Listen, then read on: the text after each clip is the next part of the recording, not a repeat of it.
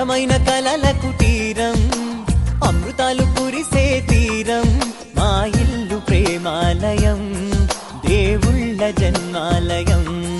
సంక్రాంతే ప్రతిదినం, సుఖశాంతే ప్రతిక్షణం.